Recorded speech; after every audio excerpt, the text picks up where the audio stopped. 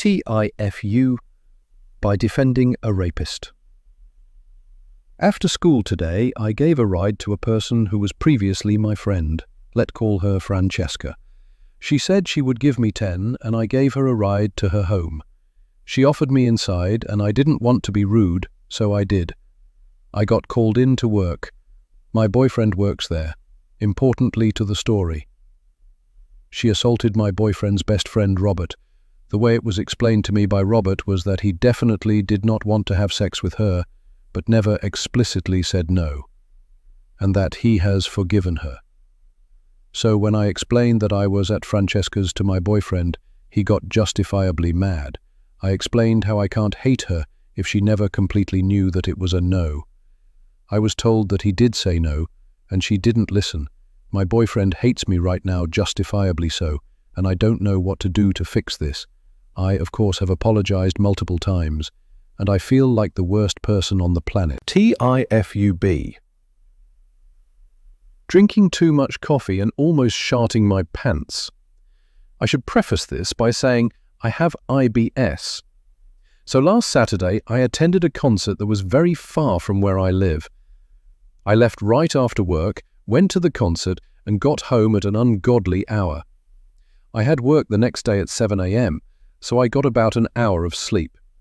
When Sunday rolled around, I went into work as a security guard, and the first thing I do is take my stomach medicine. Then I make a coffee. First coffee is down by 7:30 a.m. Around 9:30 a.m., I make a second coffee. At that point, it was decided that I would take on the role of posted security at one of the doors starting at 11:30 a.m. and ending at 1 p.m. So naturally, I would need more coffee, right? Right. Around 10:30, I make a third coffee and have that down by 11 a.m. Yet, I decide 3 coffees isn't enough. I chug a fourth one right at 11:30, at the start my posted position. About 30 minutes later, my stomach rumbles. Then I feel my sphincter quiver. Suddenly, I am hit with a rushing feeling of having to poop. I clench my cheeks and pray, knowing that I would not be able to use the bathroom until 1 p.m. when I was relieved by the next guard.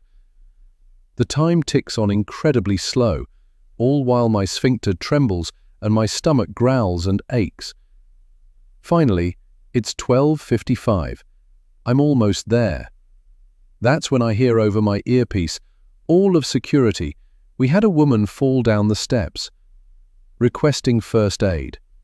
No. The time continues to tick by, and no one has come to relieve me.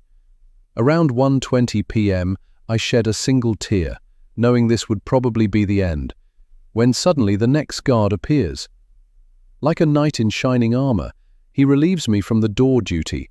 I waddle away, cheeks still clenched, ready to relieve myself of my real duty. I got into the bathroom just in time, and I unleashed the hell within me. I became convinced our bodies were not meant to consume coffee. IBS or not, due to the sheer force of which the coffee spewed out of me. No, for real, I was on the toilet for 40 minutes straight. TIFU by finding pics of my friends and family on my partner's Corn Drive. I, 40FL, and my partner, 40M, have been together 15 years. No kids. Relevant backstory. Recently, he was spending time with a younger 20SFL colleague, who is his type, and somewhat flaunting the attention, flirting. It happened at our house in front of me. I brought up how inconsiderate and hurtful this is, and after some discussion, he apologized for being selfish and not considering my feelings, but it still rattled my sense of self-worth, and I've been feeling suspicious ever since. So, feeling low about myself and our relationship, I thought spicing up our bedroom time would be nice for us. Sometimes, we put porn on, but he's always the one who does it. It's on a thumb drive in the bedroom. I just wanted to watch some and see what he's into, and maybe have a few options that I also liked for later. I should mention that I've never snooped through his space before, but like I said, I've been feeling insecure and suspicious. I saw a folder of pics, and being curious, I opened it. I was expecting to see internet photos or ones of me. I guess I would have been less surprised if it was content of this other lady.